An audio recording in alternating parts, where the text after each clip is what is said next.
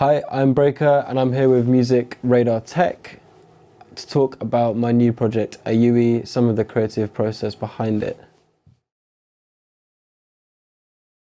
First things first, it was drums for me. Growing up, I was very lucky to be from a musical family and I played a lot of jazz drums as a kid. And then, just around the age of 16, 17, I had a couple of friends who were getting into electronic music. Obviously, I'd been into it a bit before, but then I had people that were like, "Oh, we can actually make it," you know. And my good friend Charlie Dubrunner cracked Logic onto my computer when I was 17, and kind of the rest was history, really. I started out, I was very into Burial and Future Garage sort of stuff around then, so just making all sorts of random beats, but yeah, went from there. I think a lot of my initial ideas really came from how I used to play drums before, and I would take a lot of these ideas about rhythms that I'd learned and put them into music. But yeah, it was really like a self-taught sort of situation because the advice I give to everyone is really just to play and have fun when you first start. So I felt like I was able to do that because I was still a kid and I literally just was having fun and learning as I went, you know. I think that's the best way. A lot of people really struggle with this because there's a lot of pressure to start producing if you've already been a career DJ, you know. Yeah, these tracks were in works for a number of years. It became its current form maybe around a year ago, at the start of 2024. But it was really all the time since my previous album, I'd been shooting towards creating this second one. And I was just making loads of different tracks and trying to find a common thread between them. And there was a number of failed projects, to be honest, a number of failed full-length albums that didn't quite happen. Eventually I found this one because, I mean, it's it's kind of hard to explain why they all fit together, but I just suddenly realized I had these at least 5, 6, 7 tracks that fit together and a few more in the works. And they all tied together around this, I guess, concept of just, you know, it's serious music, but trying not to take it too seriously. It all has a little bit of an element of lightheartedness, as well as a lot of elements of, seriousness as well. Well, I guess obviously do it anywhere. And I feel like I can get ideas down quickly. I mean, it's basically just because that's what I've always done. I haven't really felt the need to start branching out into hardware because there's so much amazing stuff you can get for the box that sounds really, really incredible. So I feel like I'm not losing out on quality. And then aside from that, it's just so easy, you know. So it's quite simple, really, I guess. But yeah, I also understand the appeal of being able to physically manipulate stuff, and that's maybe the only thing I lose, you know. It's sometimes it can be a bit frustrating when you're there just in a piece of software and you can't get sound quite right and you're just typing and clicking and dragging, when if you were using something physical it might be a little bit more enjoyable, the process. I do love Logic. Just before we started this interview we were talking about Logic and Ableton. I kind of just said that I think Ableton is probably categorically a bit better for making dance music, but I've always used Logic, and I think for some people it just appeals to you because of the way it's laid out. Everything is on the same screen, it's all kind of equal, everything is treated equally. Sometimes I look at I look at Ableton and it looks a bit like a calendar. This is a common criticism. Or like an Excel spreadsheet. Whereas Logic, it just feels like a very exact description of what is happening in the track. That's kind of it. But I think they basically do the same things. Yeah, even since Aeoui came out, I've really been enjoying, Random Metal is brand new, and Synplant 2 have become really fundamental to how I've been working recently. I've been really enjoying this ability to create kind of random sounds, or just like you throw something into the plugin and it gives you something that you don't expect back out, with the ability to tailor it afterwards.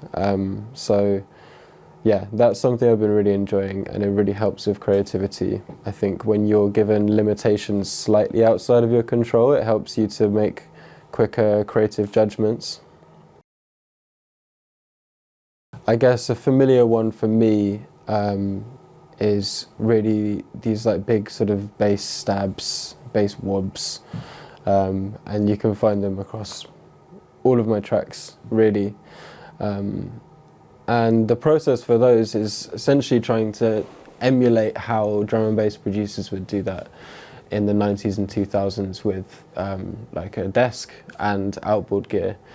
It will be essentially running probably quite a clean bass sound, like just a sine wave, maybe with some pitch bending or whatever, through a number of different saturation distortion plugins, often with like a low percentage on each, just so you get a really complex balanced sound. And at each stage you can then add filtering, you can add in more noise, you can take away noise, you can EQ it, and then add in another one, and then you kind of end up with this sound where you've got a sort of, and then you can just be like, well, I'm just going to put it through another one, just a little bit, and then put it through another filter, and you can keep exporting it and resampling it.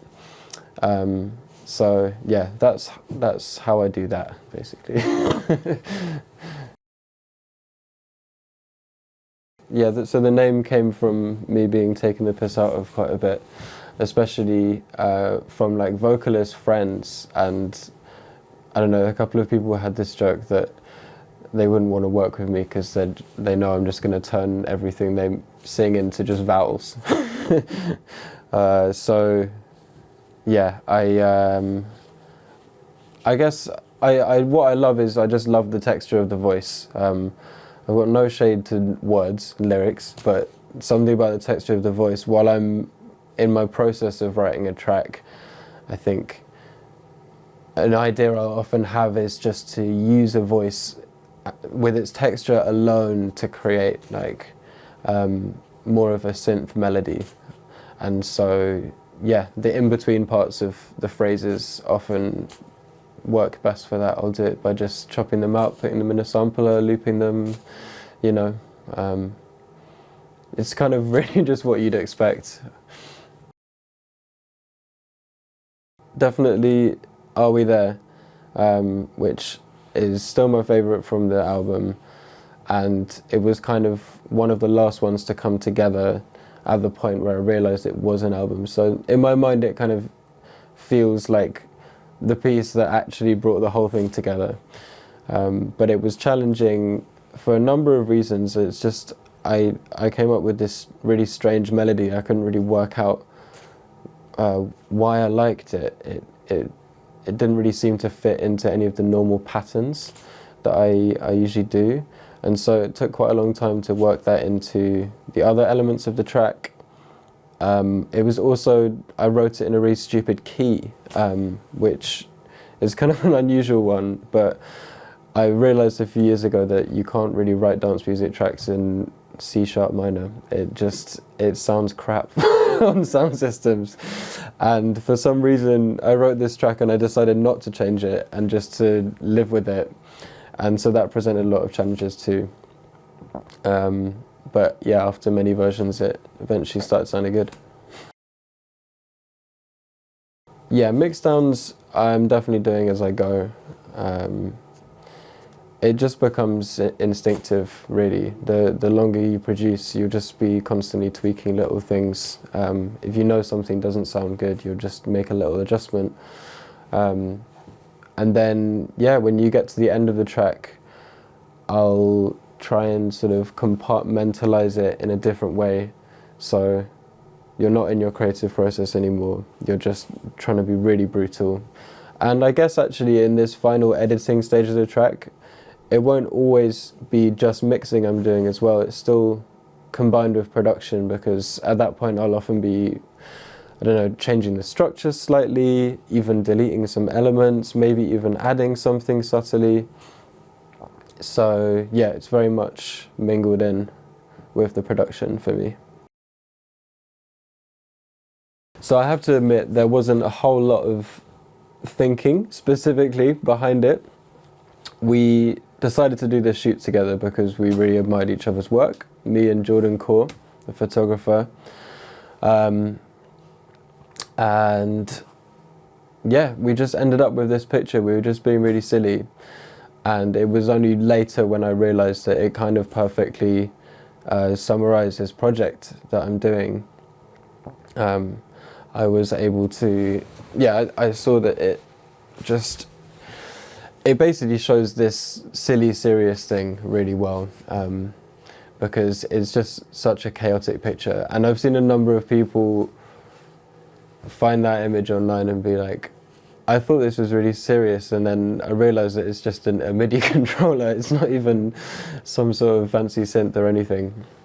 So yeah, I guess it's just me like running through the world, trying to make my beats as I go. Yeah. So one thing that I really like to do as I make beats is I really like to focus a whole track on one rhythm. I find it really helps just sort of hone my like super complex sound into quite a simple final product. So I guess a good example is like my track Like Water to a Fish from a couple years ago. With that one, I basically used what's called like a 3/2 rumba clave, which is like da da da da da da da da da da, with a couple of extra notes in the middle, and I just make the whole track, every element in the track uses that same rhythm. The drums are doing it, the synth line is doing it, the bass is doing it, the vocals doing it, and if you sort of focus in really specifically on this one rhythm, I think with a bit of experience of knowing like what works in between it as well, then it's, yeah, a really useful way of making quite a consolidated final track. Another one is Cascara from my album, which uses like the legendary Afro-Cuban bell line, the Cascara. Unfortunately, I do not. I wish I did, but problem with my process is that I work quite detailed in audio, so I think it would be a little bit fake to turn it into a live show, because I'd end up just exporting everything out and playing loops, essentially. So, but in the future, I'd love to do some live. I need to kind of create a new process at some point. But I would love to play live. I think my project in its current form doesn't really make sense for it. Whenever I play a set, I won't really want to play more than a few of my own tracks, because I feel like the sound that I'm working on at the moment is like, it's a little bit ear fatiguing for a dance floor if you had like a whole hour and a half of it. So for live I'd like to start something new.